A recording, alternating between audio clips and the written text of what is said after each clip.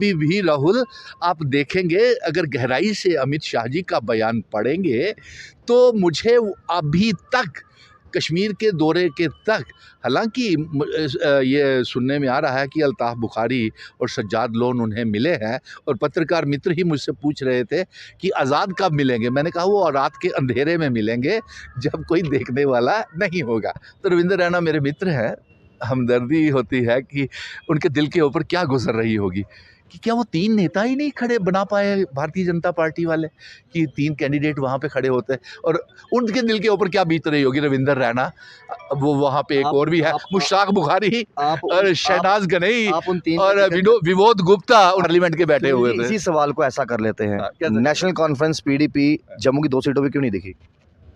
तो वो गठबंधन था ना, अलायंस था। बात गठबंधन की नहीं है, फिर अगर आप करें तो गठबंधन, अगर वो सपोर्ट करे तो वो गठबंधन नहीं। वो अनहोली कितना है वो ओपनली मैं बताता हूँ ना, मैं बताता हूँ। कश्मीर के लोग ये भी जानना चाहते हैं। हम जम्मू की बात करते हैं, जम्मू पे आते हैं। जम्मू में नेशनल कॉन्फ्रेंस क्यों नहीं दिखी? जम्मू में पीडीपी क्यों नहीं दिखी? तो वो इंडिया ब्लॉक का हिस्सा था, ये हमारी सीट शेयरिंग हुई थी। वो उस मीटिंग में मैं भी बैठा हुआ था फैसला करने के लिए। तो आप डॉक्टर फारूक जम्मू को छोड़ देते हैं, जम्मू को छोड़ देते, कश्मीर का सोचते हैं? नहीं, आप कश्मीर के बताइए कि अल्ताफ बुखारी जो कल तक 370 की पैरवी करते थे, रियासत के दर्जे की पैरवी करते थे, कहते थे महंगे से महंगा वकील। नेशनल कॉन्फ्रेंस ने अपना एमपी कैंडिडेट जम्मू में क्यों खड़ा नहीं किया? तो अरे भाई, अकॉर्ड हुआ है, अलायंस हुआ है, इंडिया ब्लॉक में सीट शेयरिंग हुई है। 2 सीटें कांग्रेस को मिली हैं, 3 कश्मीर की नेशनल कॉन्फ्रेंस को मिली हैं। फारूक साहब अगर राहुल गांधी जी को सपोर्ट करते हैं तो अल्ताफ बुखारी जी को अगर भाजपा करते, इसमें गलत क्या है? हमने अपने मुद्दों के ऊपर समझौता तो नहीं किया। अपने तो कई मुद्दे होंगे, अपने संविधान के ऊपर, अपने कॉन्स्टिट्यूशन के ऊपर। का काम है सवाल पूछना, क्वेश्चन मार्क करना, बिल्कुल बनता है।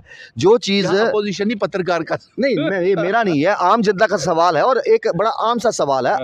कल अमित शाह जी की बात करें तो कश्मीर घाटी में आए थे और आज वो वापसी जो है वो दोपहर के वक्त जो है वो दिल्ली की तरफ है और कहीं ना कहीं प्रधानमंत्री जी के ये कहना कि जम्मू कश्मीर को जल्द रियासत का दर्जा वापस दिया जाएगा और इसकी मांग पिछले लंबे अरसे से जो है सुनील डिम्पल जी करते भी आए हैं और कई सारे जम्मू के लोगों की मांग और डिमांड भी है कि रियासत का दर्जा वापस होना चाहिए। और अमित शाह जी की बात करें तो उन्होंने भी कहा था कि रियासत का दर्जा जो है वो वापस दिया जाएगा, लेकिन प्रधानमंत्री जी ये भी कहा है कि अप्रोप्रिएट टाइम का आप जो है इंतज़ार कीजिए, आपके साथ जो वादा किया है वो पूरा ज़रूर होगा।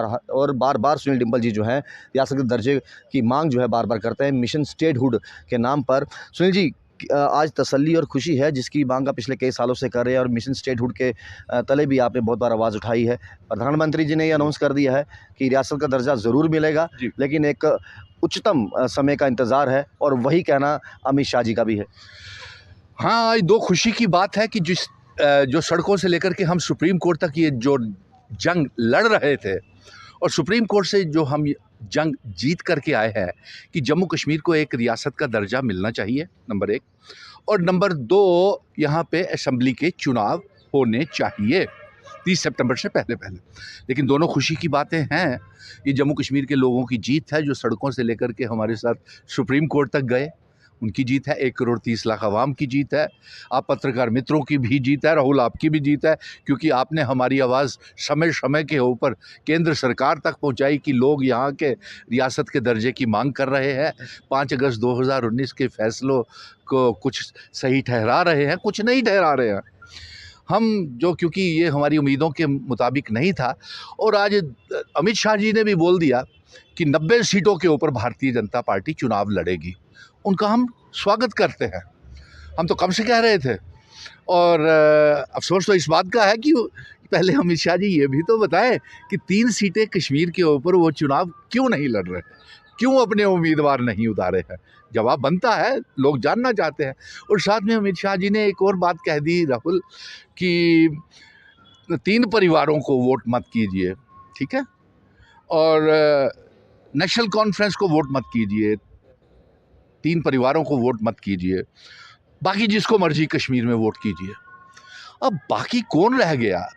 वो भी उसका भी खुलासा कर देते अगर अमित शाह जी, तो थोड़ी लोगों के लिए आसानी हो जाती। ये सियासी टिप्पणियां हैं, और रही बात, ये चीज़ें चलते रहती है, सियासत में कुछ परमानेंट नहीं होता। जहां पर एक तरफ नेशनल कॉन्फ्रेंस ये कह रही थी कि हम लद्दाख की बात करें, वहां पर अपना नुमाइंदगा खड़ा नहीं करेंगे। जी। उन्होंने कहा कांग्रेस के लिए हमने बलिदान कर दिया, कांग्रेस वहाँ पर खड़ी होगी। लेकिन अब डॉक्टर फारूक साहब कह रहे हैं कि देखिए हम भी लड़ने को तैयार हैं, जी। यहाँ पर परमानेंट कुछ भी नहीं है। जी। रही बात अमित शाह जी की, जिस मिशन को लेकर आप आगे बढ़ रहे थे, जनता की आवाम को लेकर, आवाज़ को लेकर, हालांकि भाजपा का कहना है बार बार कि देखिए 370-35 इसलिए तोड़ी गई क्योंकि कुछ शरारती तत्व यहाँ के माहौल बिगाड़ने का प्रयास कर रहे थे। क्या आप भी मानते हैं सुनील जी की चीज़ें, डोगरों की मांग क्या है या जम्मू कश्मीर के अवाम की मांग क्या है, वो अलग बात रही, लेकिन पत्थरबाजी बंद हुई है, कुछ चीज़ें तो बदली हैं, बदलाव तो देखने को मिला कश्मीर में। वहाँ के नौजवान जो रोज़गार की तलाश में हैं, या फिर वहाँ के जो दुकानदार, उनका भी अमन और शांति वो चाहते हैं, और चले चीज़ें जो बेटर हुई हैं उसका जिक्र करना भी पड़ेगा। बिल्कुल, लेकिन पूरी तरह से अभी भी आतंकवाद ख़त्म नहीं हुआ है, उसको और ज़ोर तरीके से दबाने की ज़रूरत है। हमने कब कहा कि आतंकवाद को, पाकिस्तान को मुंह तोड़ जवाब नहीं दिया जाए? हम तो मांग कर रहे हैं कि सर्जिकल स्ट्राइक्स वहाँ पे की जाए, वहाँ से पीओके गिलगित बल्टिस्तान को आज़ाद करा के जम्मू कश्मीर रियासत भारत का हिस्सा बनाया जाए। कब हमने इनकार किया? आपने 3 सीटों का जिक्र किया, तो इधर तो अब तो शरेआम ऐसा हो रहा है कि देखिए अपने लिए वोट नहीं मांगे जा रहे, जम्मू कश्मीर अपनी पार्टी के लिए मांगे जा रहे हैं। मतलब सीधा नहीं बोल रहे कि अपनी पार्टी को वोट डालिए, चलो चुनाव निशान बल्ले को। अभी भी राहुल, आप देखेंगे अगर गहराई से अमित शाह जी का बयान पढ़ेंगे तो मुझे अभी तक कश्मीर के दौरे के तक, हालांकि ये सुनने में आ रहा है कि अल्ताफ़ बुखारी और सज्जाद लोन उन्हें मिले हैं, और पत्रकार मित्र ही मुझसे पूछ रहे थे कि आज़ाद कब मिलेंगे। मैंने कहा वो रात के अंधेरे में मिलेंगे जब कोई देखने वाला नहीं होगा। तो अभी तक क्लियर नहीं किया है भारतीय जनता पार्टी ने कि किस पार्टी को वोट करना है। तो इसलिए मैं ही उन्हीं की तरफ से और आवाम की तरफ से, कश्मीर की आवाम की तरफ से ये जानना चाहते हैं कि क्या अमित शाह जी, आपने कहा कि इन 3 परिवारों को नहीं वोट करना है, तो क्या इंजीनियर रशीद साहब को वोट कर दें कश्मीर के लोग? क्या सज्जाद लोन को वोट कर दें, जो सज्जाद लोन अब्दुल गनी लोन का बेटा था, जो हार्डकोर हुर्रियत टेररिस्ट ग्रुप का फैक्टर था, अमानुल्लाह खान जेके लिबरेशन फ्रंट के दामाद हैं। आपको मालूम है इनकी हिस्ट्री, और जेल में भी रह के आए हैं सज्जाद लोन।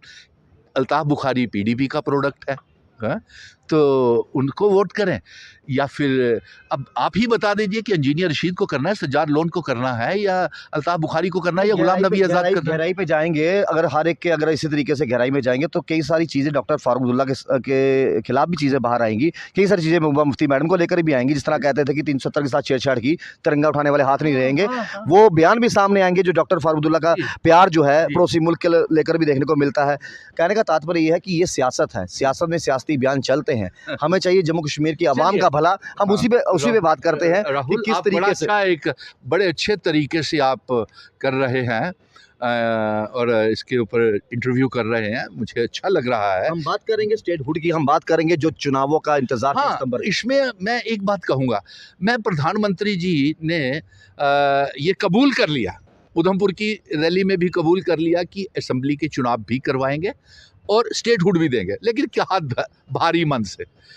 और जिस बात को लेकर के वो राजनीति करते थे, कश्मीर को लेकर के 370 के बाद ये हो गया, इतनी उपलब्धियां हो गई, अभी हालात पूरी तरह से सामान्य नहीं हुए हैं। अभी आप कल ही देखा कि हमारे कठुआ में जम्मू हाईवे के ऊपर इनकाउंटर्स हो गए, डूडू बसंतगढ़ रामनगर में इनकाउंटर हो गए, उधर शाहदरा शरीफ पे इनकाउंटर हो गए, सुरक्षा बलों के ऊपर इनकाउंटर्स हो गए, और 20-20 लाख रुपए के रिवार्ड रखने पड़े। ये निशानदेही करती है कि अभी हालात पूरी तरह से, अब तो 370 नहीं है, ठीक नहीं हुआ। कोशिश तो जारी है ना। हाँ, बड़ा अच्छा प्रयास है। कौन कह रहा है हम सुरक्षा बलों के साथ हैं?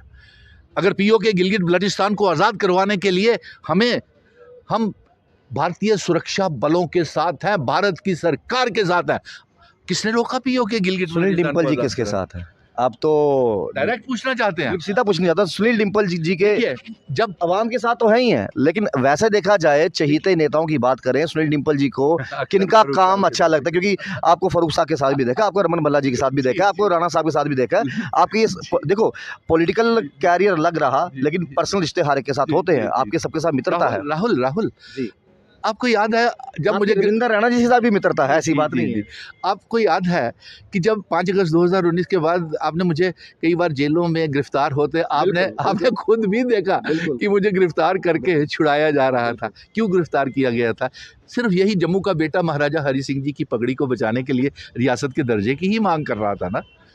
भूख हड़तालें, धरने, प्रदर्शन आपने कई बार कवर किया, कई बार मुझे गिरफ्तार होते देखा, कई बार रिहा होते देखा। आप क्या चाहते हैं जम्मू कश्मीर में किसकी सरकार है? देखिए, मैंने आपसे एक इनिशिएटिव लिया था, आपको कहा था कि मैं जम्मू कश्मीर के लोगों को इकट्ठा बिठाऊँगा एक प्लेटफॉर्म और में आपने एक बिठाया? बिठाया बिल्कुल बिठाया। और तमाम पॉलिटिकल नेताओं को भी एक कश्मीर प्लेटफ़ॉर्म के नेता जम्मू आकर बैठक की उन्होंने, बिल्कुल संभव हो पाया।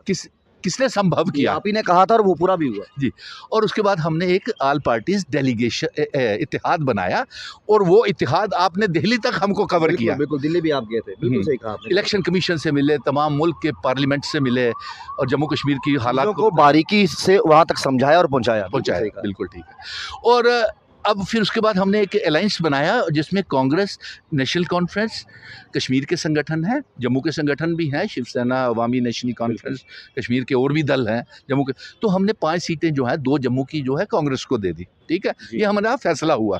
ये डॉक्टर फारूक अब्दुल्ला के साथ जो आप वायरल करते रहते हैं मेरी मीटिंग्स, नहीं, ये मेरा इनिशिएटिव था। वो सिर्फ आपके रिश्ते फारूक अब्दुल्ला के साथ नहीं नहीं है, है। हमने देखा है। रमन भल्ला, लाल सिंह, दविंदर साथ राणा, हैं, बिल्कुल। रविंदर रैना, बिल्कुल है। क्योंकि मैं एक जम्मू कश्मीर का बेटा होने के नाते एक जिम्मेवारी, रिस्पॉन्सिबिलिटी ईमानदारी के साथ निभा रहा हूँ जी। ताकि हम अपना वजूद, वकार, पहचान, आइडेंटिटी, कल्चर, डेमोग्राफी, इतिहास को बचा सकें और जम्मू कश्मीर की रियासत वापस ला सकें और जम्मू कश्मीर में चुनाव करवा सकें। आज वही क्या बातें लगता है, हैं। क्या लगता है, क्योंकि आप जब इतना अरसा हो जाए ना, कि लंबा अरसा सियासत में, तो तजुर्बा हो जाता है, पूर्व आभास हो जाता है। क्या लगता है ये जो 2 देखिए, सीटें जम्मू वाली हाँ, बात करूं, हाँ। क्या मैं 5 की बात चौधरी करूं। लाल सिंह जी की बात, मैं सिर्फ जम्मू की बात करता हूँ, वहां भी चलते हैं। हाँ। चौधरी लाल सिंह जी और रमन भल्ला जी क्या मोदी जी या मोदी सरकार पर भारी पड़ने वाले हैं? देखिए, हाँ। मैं ऐसा क्यों कह रहा हूँ, क्योंकि ये नहीं, उन्होंने भी वोट, जुगल किशोर ने भी वोट जो है मोदी जी के नाम पर मांगे। नहीं जी, बिल्कुल, बिल्कुल, बिल्कुल।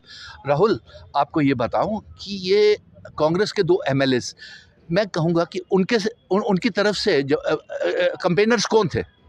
सुनील डिम्पल जैसे व्यक्ति, हैं? स्टार कैम्पेनर तो उनका कोई नहीं आया, ना राहुल गांधी, ना सोनिया गांधी, ना मोनिका गांधी, ना लाल सिंह जी के लिए आया। प्रियंका ना गांधी जी प्रियंका आए, गांधी। सचिन पायलट जी आए, राय बब्बर जी आए। राज बब्बर ही आया और कौन आया? सचिन पायलट जी पहुंचे। अच्छा, पायलट साहब होंगे, चलिए कोई बात नहीं उनके लिए।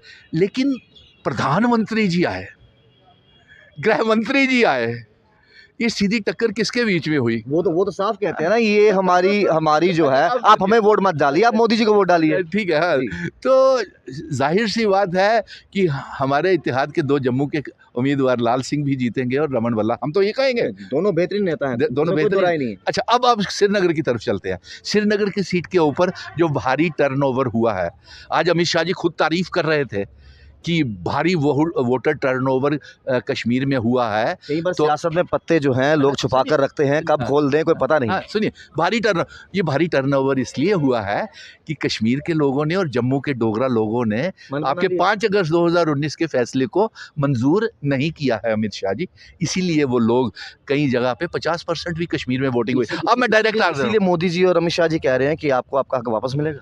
देखिए, अब मैं बोल दिया तो बात दूर तक जाएगी, लेकिन बोल देता हूँ जी। क्योंकि उन्होंने खुद कहा है कि एप्रोप्रिएट समय के ऊपर बिल्कुल रियासत दी जाएगी।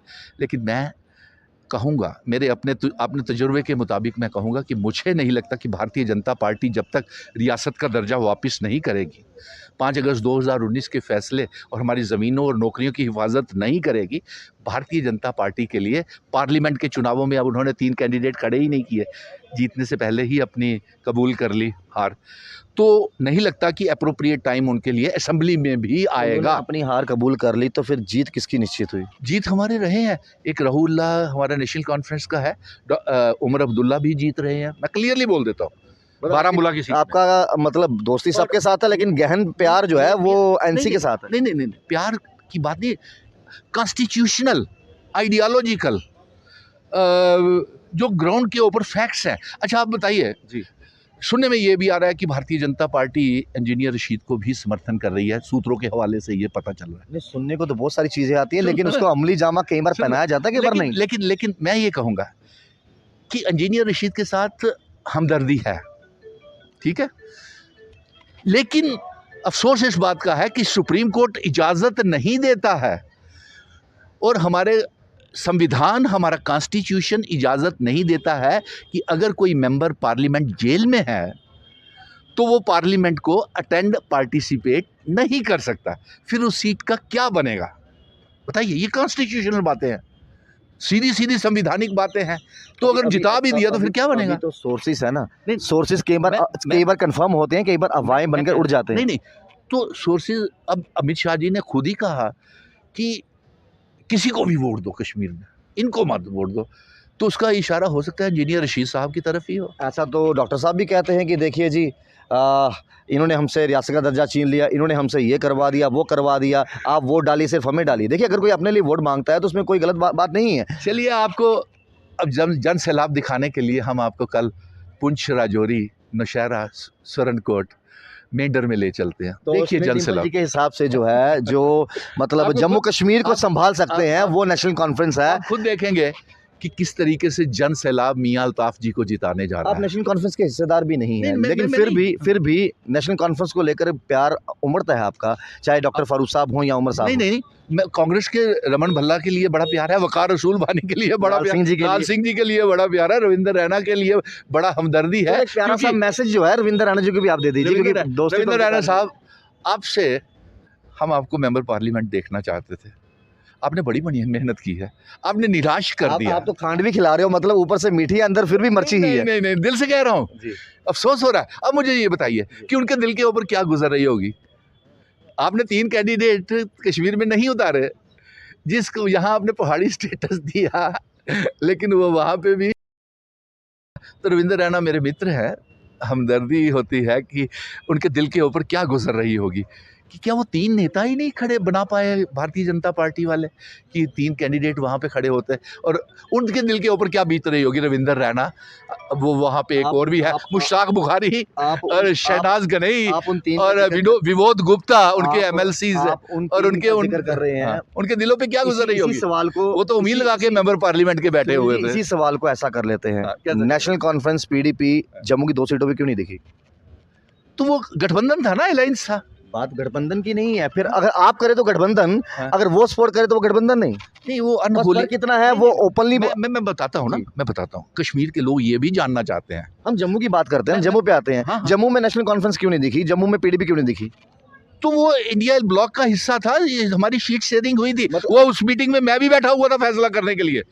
तो आप डॉक्टर फारूक जम्मू को छोड़ देते हैं, जम्मू को छोड़ देते, कश्मीर का सोचते हैं। नहीं, आप कश्मीर के बताइए कि अल्ताफ बुखारी जो कल तक 370 की पैरवी करते थे, रियासत के दर्जे की पैरवी करते थे, कहते थे महंगे से महंगा वकील। नेशनल कॉन्फ्रेंस ने अपना एमपी कैंडिडेट जम्मू में क्यों खड़ा नहीं किया?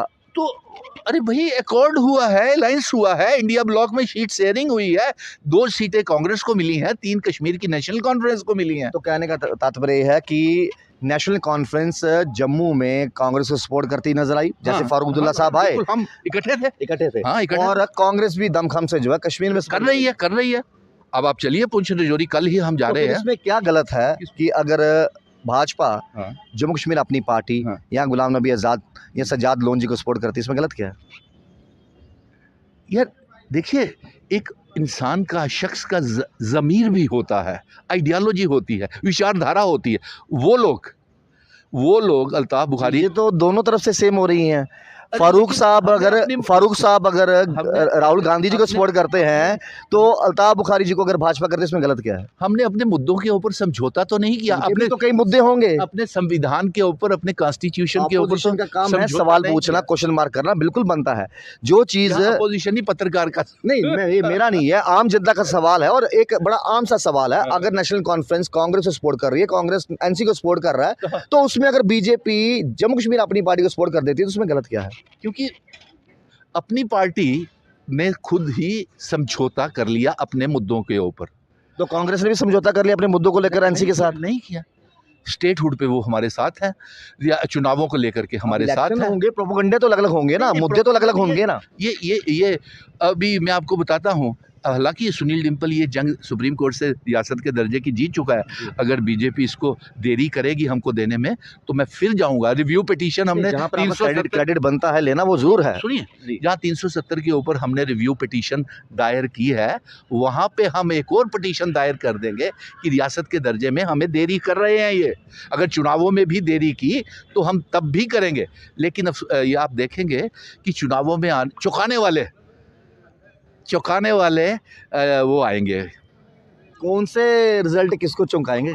असेंबली के भी चौंकाएंगे और पार्लियामेंट के 4 जून को कौन सी पार्टियों की नींदें उड़ने वाली हैं? कौन सी पार्टियों की चौंकने वाली हैं? आप देखेंगे कि जम्मू कश्मीर की आपका अनुमान क्या कहता है? नाम मैं बता दे रहा हूँ, मैं आपको बता रहा हूँ ना, ऑन रिकॉर्ड बता रहा हूँ। अल्ताफ बुखारी जीतेंगे पुंछ राजौरी अनंतनाग सीट के जो ऊपर, आपको लगता है? उमर अब्दुल्ला जीतेंगे बारामूला सीट के ऊपर, राउल्ला जीतेंगे श्रीनगर सीट के ऊपर, लाल सिंह जी जीतेंगे ये कठुआ उधमपुर वाली सीट के ऊपर, और रमन भल्ला जम्मू वाली सीट के ऊपर। मतलब कहने का तात्पर्य यह है कि देखिए भाजपा इस समय शून्य पर है, और जिस तरीके से कहते हैं कि वो भाजपा फिलहाल शून्य पे है सुनील डिम्पल जी के हिसाब से, लेकिन आज खुशी जरूर है इनके चेहरे पर, क्योंकि जिन मांगों को लेकर बिल्कुल रियासत की मांग की थी, लगातार चुनावों की मांग रही है। दिल्ली कई बार गए हैं, सुप्रीम कोर्ट जब फैसला आना था तब भी दिल्ली में मौजूद थे, कई अहम मीटिंगें जो हैं, और साथ ही साथ इन्होंने कहा था कि देखिए एक वक्त आएगा जब कश्मीर के नेताओं को जम्मू के नेताओं के साथ मैं जम्मू में ही मिलवाऊंगा, और मुद्दों की बात करें, जम्मू कश्मीर के हित की बात करें, वो भी संभव हुआ। तो क्रेडिट जरूर इनको जाता जरूर है, कोशिश इतने लंबे साल की, और उसके मिशन की बात करें, मिशन स्टेटहुड की, वो कहीं ना कहीं पूरी होती नजर आ रही है। और ये प्रधानमंत्री जी ने भी कहा, अमित शाह जी ने भी कहा कि चुनाव भी जल्द होने वाले हैं और स्टेटहुड का दर्जा भी जो है